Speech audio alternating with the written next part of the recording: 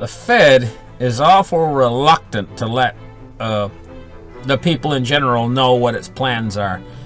They're an insidious organization. I'm going to say they're insidious because they have an effect on everything that we do, from the price of the homes that we have to purchase to the price of everything.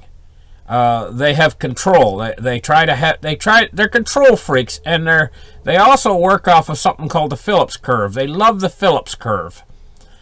And that's why they say they're data dependent. Now here's the thing. They've been kind of keeping it on the QT and not really letting us know exactly when and how they plan on these rate hikes. The media has probably, the mainstream media actually has probably the best handle on the plans of the Fed for these rate hikes. Maybe that's because they're all linked in together. They're all cats, kittens, you know. Anyway, suffice to say that I'm getting wind in the mainstream media because they're linked in with the Fed, because they're all a bunch of crooks. Simply put, they're all a bunch of crooks. That the Fed is actually, what I'm hearing through the grapevine is the Fed is actually planning 2 more rate hikes this year. 2 more. Not just 1 more, 2 more. They're picking up the pace of rate hikes. You know, I thought it was just 1 more coming in around September. No, I'm here now, 2 more. They're picking up the pace, and they just did one. They just did one. You know how they're going a whole years without doing even one. Now they're picking up the pace. Well, here's what I want to say about this. What this whole thing reminds me of is Jinga. Now, if you guys don't know what Jinga is, it's this game with these little wooden blocks that people play, and they build a stack. It's like a tower. They build it out of these little wooden blocks. It's not hard to build a tower. I can build it real quick. But then the game comes when they start pulling the wood blocks out from the tower. And I guess you can pull any block you want, but you take a turn pulling the block. And at the end of the game, the tower falls. It has to fall. And the game always ends the same way. But the question is when does it fall? Now, I'm using this analogy to the world financial system.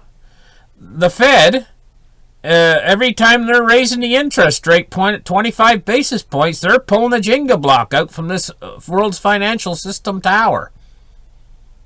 And at the end of the game, the tower always falls. And this is a big game of Jenga they're playing. And they're going to keep pulling. And now they're picking up the pace of pulling the blocks. You know? When she falls, I'm going to tell you what's going to happen. When the Fed finally pulls the block and they finally make her fall, because they're tightening. They're constantly tightening. This is almost like if somebody was getting strangled and the noose was getting tighter and tighter. They're tightening the noose. This is going to lead to this tightening is going to lead to, because it's cutting off the flow of money. It's going to lead to what Harry Dent has always been preaching, and what other economists have always preached about: a deflationary, sudden deflationary shock event. This is what it's going to lead to. Something similar to 2008. And it's like a game of Jenga. They're forcing the issue. It's going to happen. It's going to have to happen. Now, I predicted that they would get past this rate hike with little or no effect. And I was right. But when the next one comes, it's the exponential chance of it being a profound effect is much greater when the next rate hike comes. And the one after that is even greater. Each successive one we're doing now is really putting the pressure on, if you understand what I'm talking about. They're putting really stabbing the pressure on each rate hike now. And this is a game of Jenga. They're going to bring the house down. And so here's the thing. First off, you need to prepare yourself. Because this deflationary shock event, if you thought 2008 was bad and hard to control, this one's going to be worse. Because they've used the tools already they used to suppress the one that happened in 2008. They lowered interest rates and so on. They barely got off the ground now, really, with raising interest rates. There's not much to lower. They haven't got, like, they're not that far off of the zero base.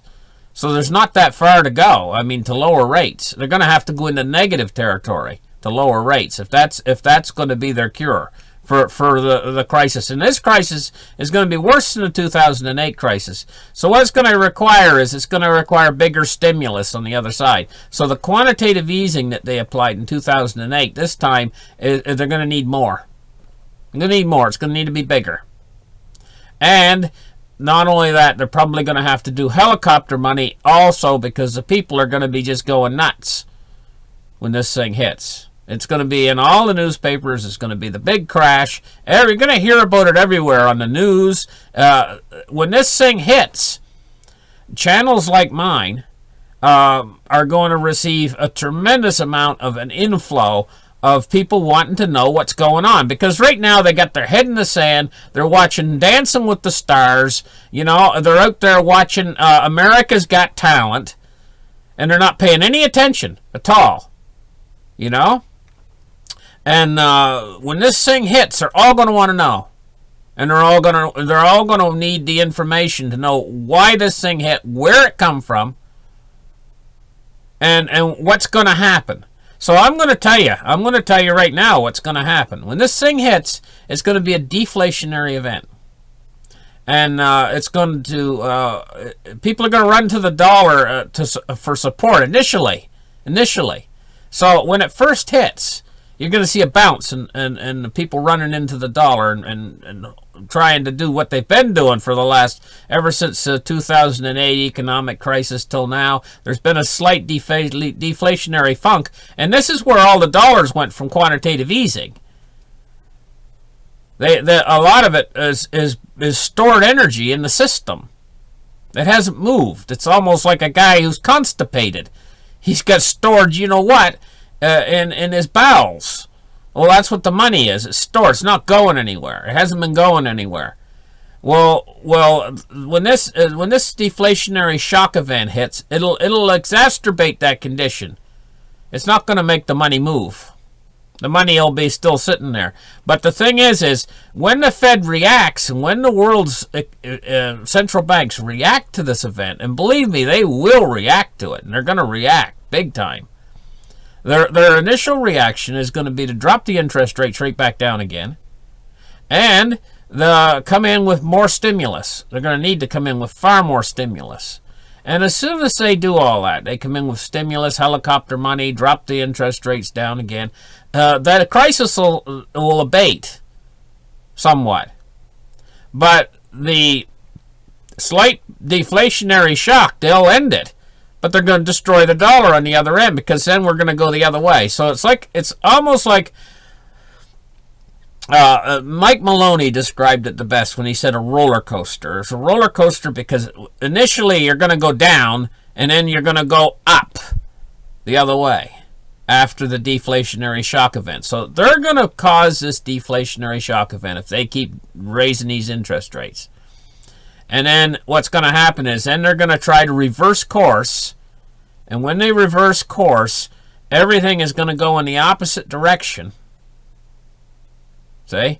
And that's when the dollar is going to get destroyed. So initially, when we go into the deflationary event, you actually might see gold and silver not really going anywhere up, because they'll be doing good if they actually. My mind, I think they'll be doing excellent if they actually hold their ground when the deflationary event is on. They'd be doing good. Be doing excellent if they hold their ground. It's when the deflationary event ends and they come into the rescue with what I'll call the great print. I'll call it the great print. We're not really printing. Their money creation tool now doesn't involve printing, but we'll call it the great print. And it's going to be massive, massive stimulus like never seen before. And this is really why they're doing this. I'll call this printing of money and giving it to their banker buddies. I'll call this putting their hand into the cookie jar.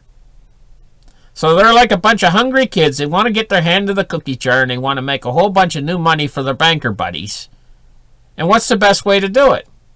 Stimulate a crisis, and then run around saying the sky is falling, and then open up the floodgates of money for all their banker buddies. But to stimulate that crisis, they got to tighten. So they got to pretend like they're doing the right thing and tighten, and they got to sit around and act like they're doing such a good job and everything else, you know. And we're gonna fix our balance sheet, and we're gonna tighten and bring interest. And what they're after is the cookie jar.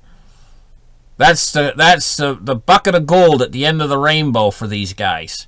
And that way they get to give all this money, just like in 2008. Look at how they enriched their banker buddies. Well, this is all about enriching them again. And so stimulate a shock event like 2008. And they know that's what they're going to do by raising these interest rates like they're doing. It's like a game of Jinga. You know that at the end of the game, you're going to bring the pile of blocks down, the wooden blocks, when you keep pulling the pegs out. It's a no-brainer. Well, this is a no-brainer. If they keep raising interest rates higher and higher and higher, she's going to come down in a deflationary shock event. And as soon as the deflationary shock event comes in, come in with the big stimulus and feed it to all your banker buddies again. And in doing so, this time it's going to be the destruction of the dollar. But that's what they want. They want the destruction of the dollar so they can bring in this new monetary system that they have planned on all along. They got it all planned. They're going to release these notes by the what are they called? CDRs or something like that. Jim Rickards talks about it all the time. These new notes by the he's talked about it over and over again. I can't, and on top of my head, I can't think of the exact name of these new notes. They're like a trying to think of the name of them. But never mind. You guys, I think you guys know exactly what I'm talking about. And they plan on bringing in this new monetary system and adjusting us over. They want to kill the dollar.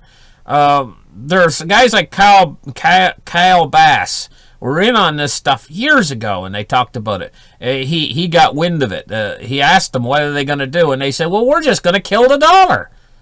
And this has been their plans for ages. But they're slowly getting around to it, and they're going to kill her. They're going to kill the dollar, and they're doing it on purpose. They want to see a huge crisis because they can all profit from it. They come in and they swoop in behind like a bunch of vultures, and they buy everything up on pennies on the dollar. And then they create more of these dollars than there's after. Then they, during a deflationary event, they scoop everything up on pennies on the dollar, and then after the deflationary event's over, then they come in with this newly created money, and they own everything then.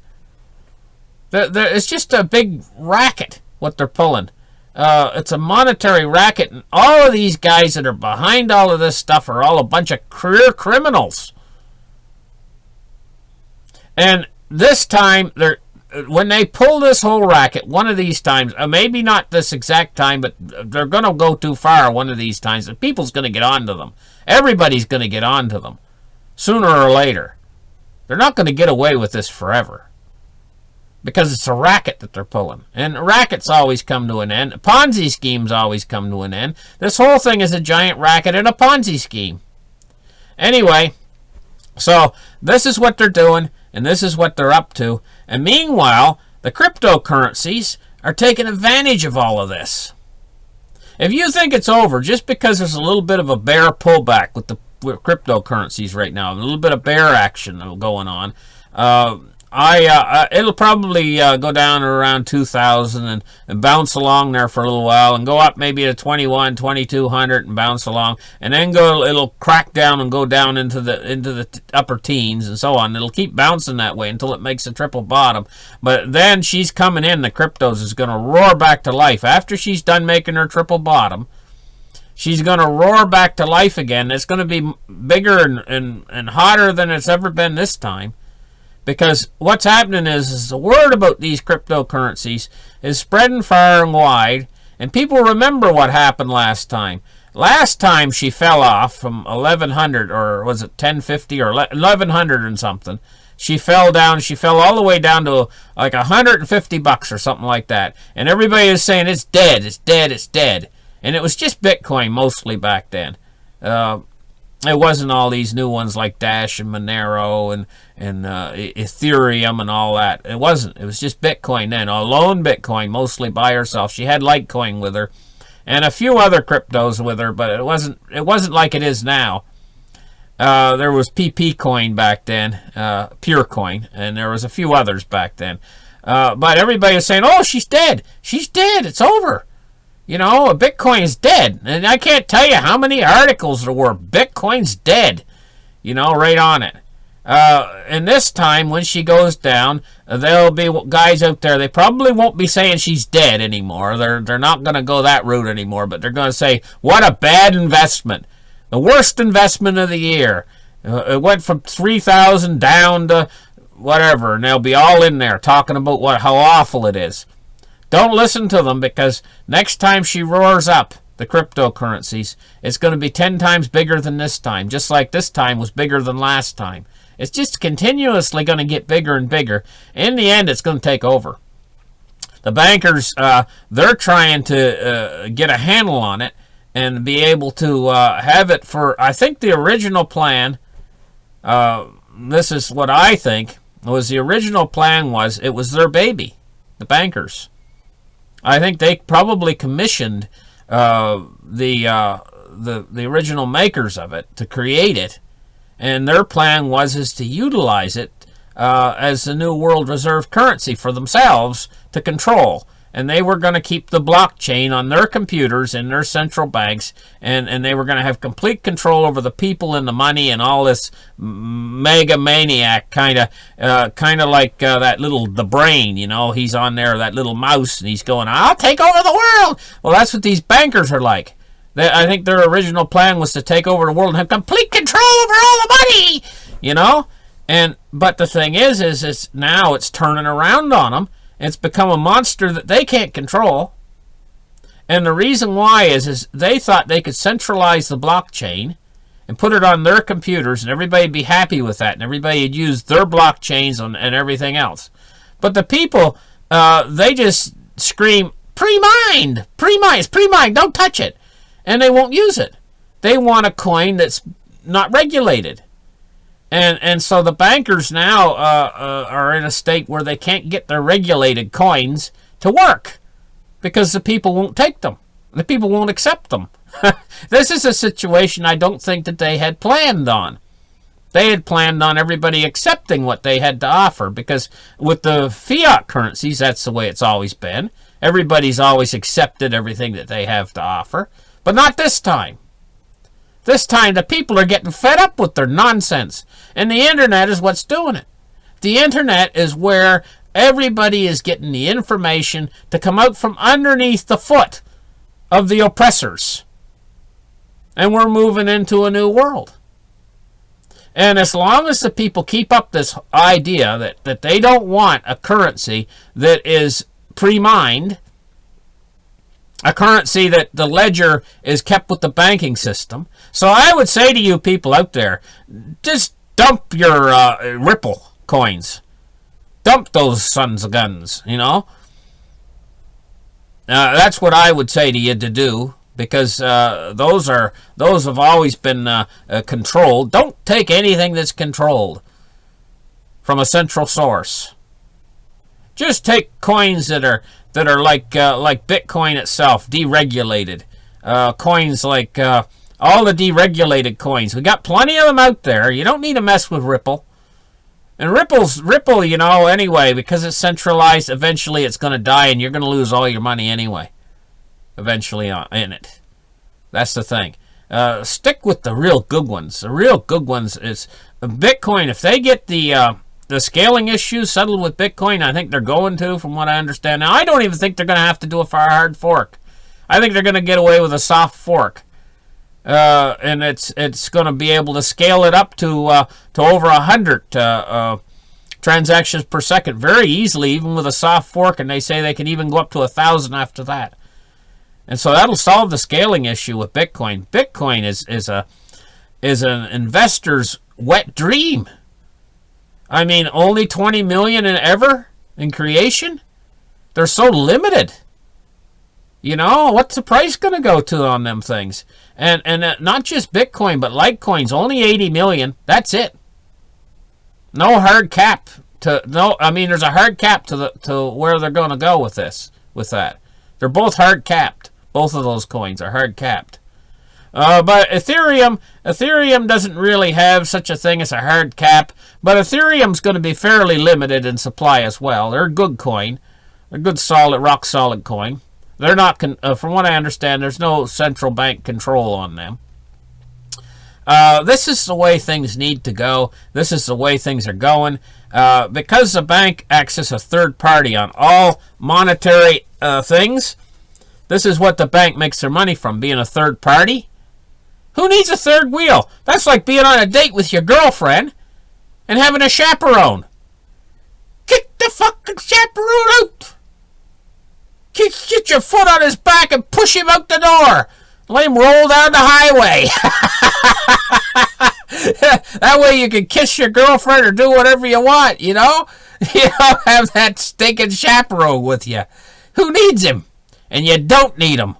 With these new cryptocurrencies, you don't need the chaperone. You're your own banker. You know what this is? This is a big finger to the bankers. A big to the bankers. That's what it is. So thank you for listening. Like and subscribe. And hey, we'll catch you in the next article. Bye.